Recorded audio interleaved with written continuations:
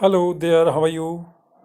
In the last video, we had started learning this book Flamingo, and the first chapter we have already started. The name of the first chapter was the last, the lesson.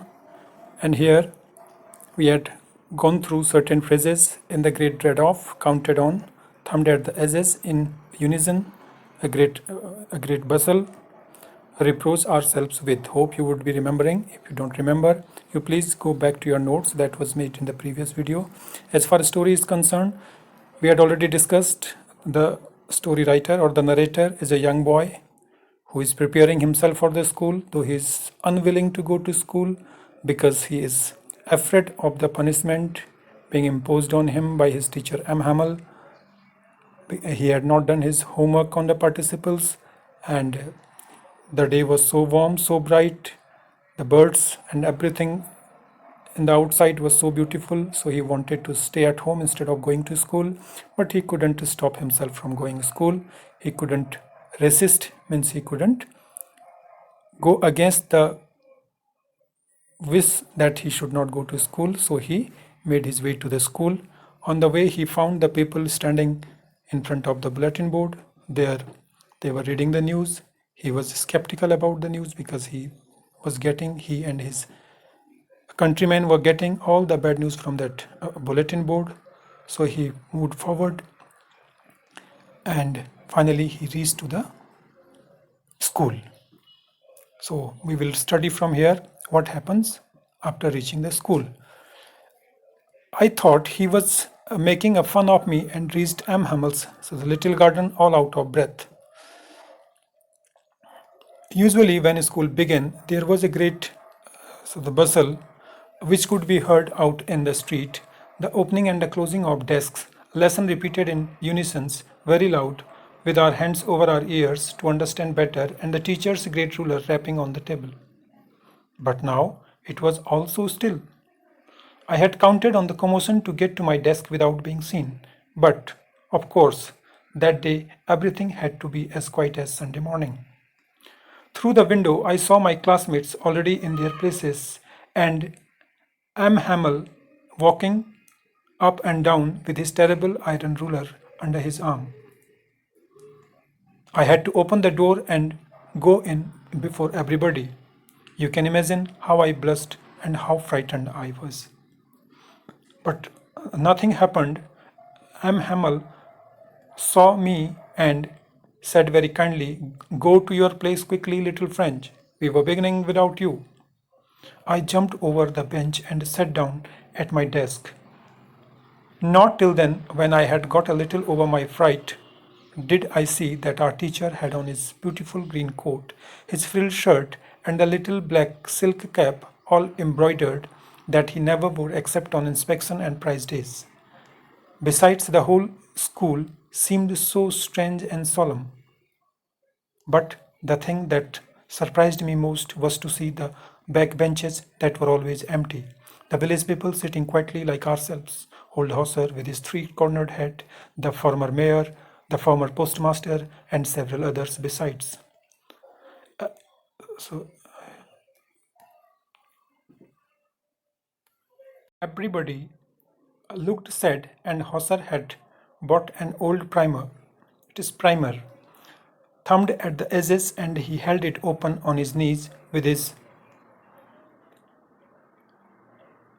While I was wondering about it all, M. Hamel mounted his chair and, in the same grave and gentle tone which he had used to me, said, "My children, this is the last lesson I shall give you. The order has come from Berlin to teach only German in the schools of Alsace and Lorraine. The new master comes tomorrow. This is your last French lesson.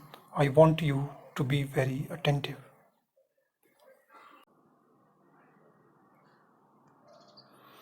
What a thunderclap these words were to me. Oh, the wretches! That was what they had put up at the town hall.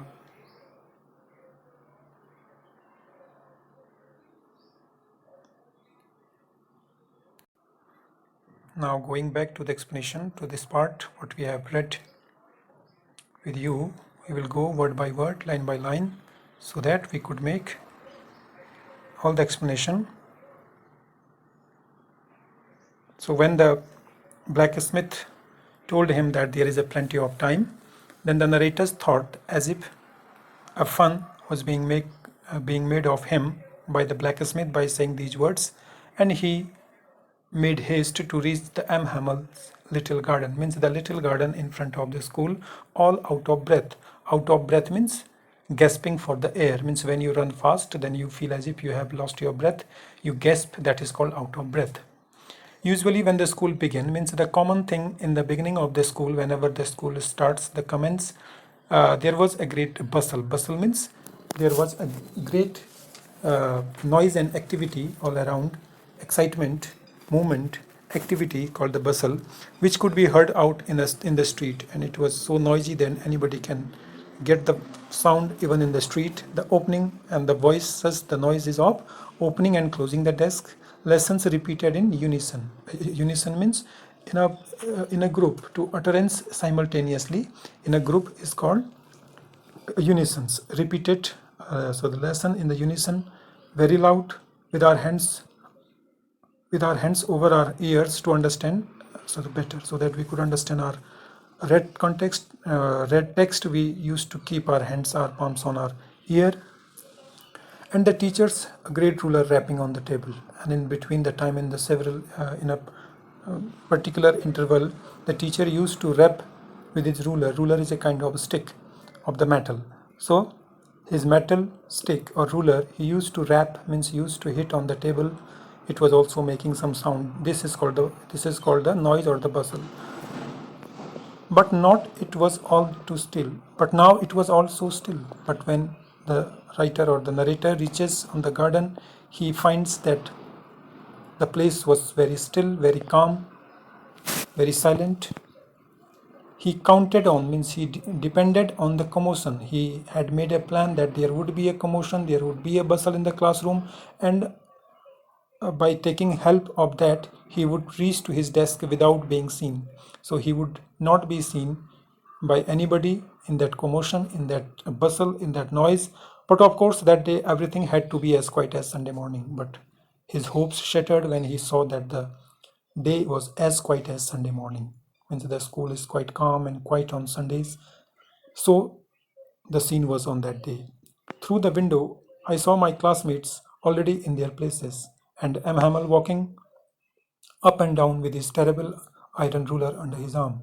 So everybody has got his seats in the classroom, and my teacher M. Hamel was walking up and down with his iron ruler, that is stick, under his arm. I had to open the door and go in before everybody. This was my test now at that time, to open the door and to present himself in present of all. This was the test of the writer. You can imagine how blushed and how frightened I was.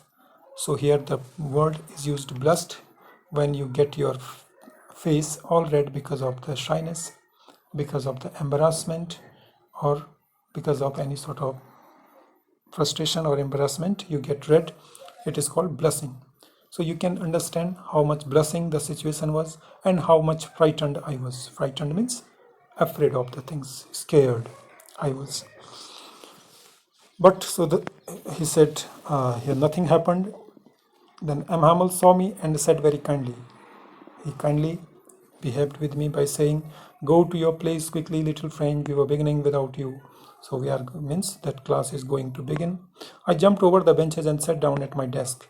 Not till then, when I had got a little over my fright, did I see that our teacher's had on his beautiful green coat, his frilled shirt, and the little black silk cap, all embroidered, that he never wore except on inspections and prize days. Just pay attention to this particular long sentence.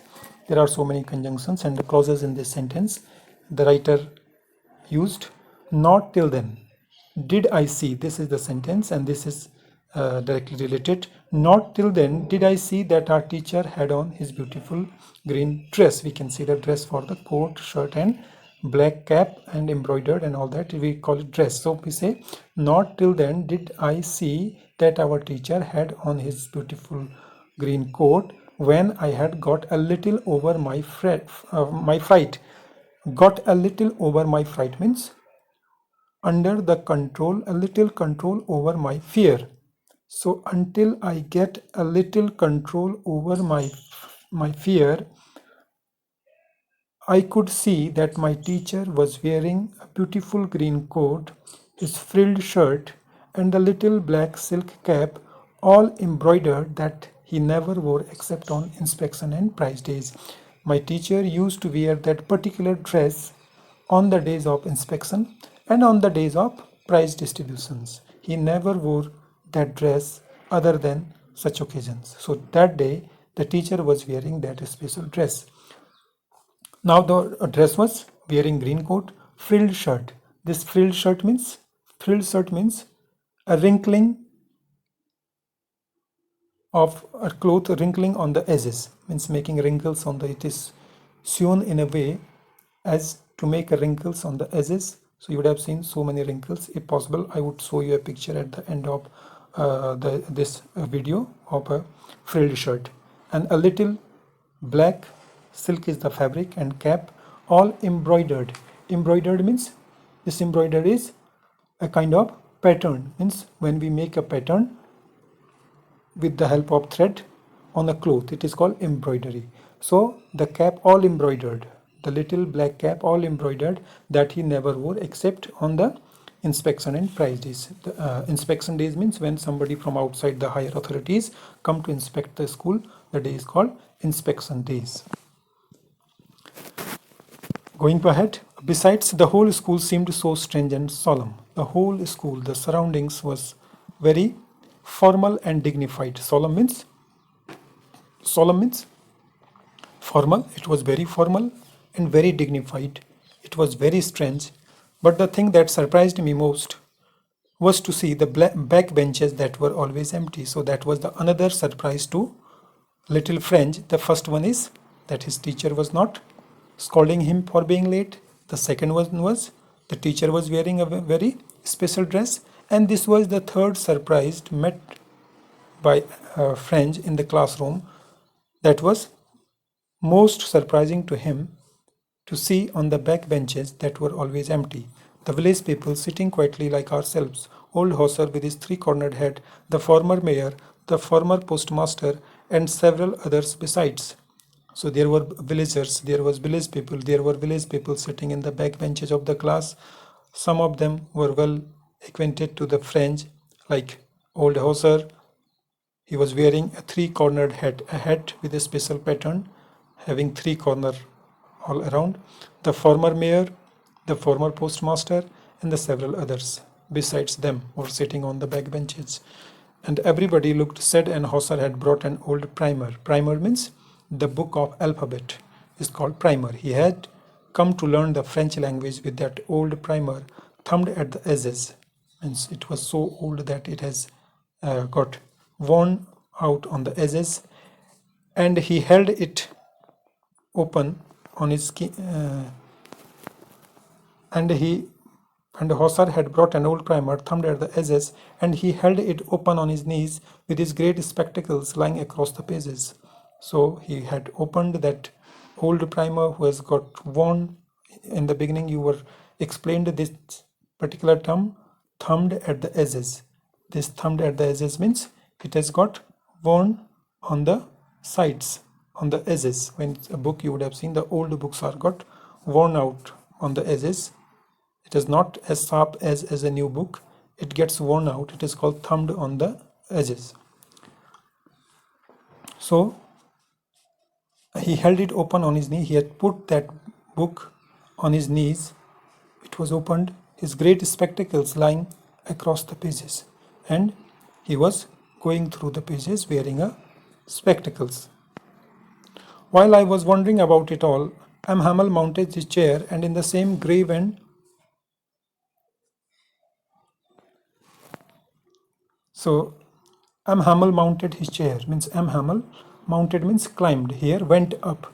M. Hamel went up to a chair and sat down on the chair in the same grave and gentle tone. Grave means serious. In the same serious tone and gentle tone which he had used to me when he talked to me, allowing me to come in the class and sit in the bench.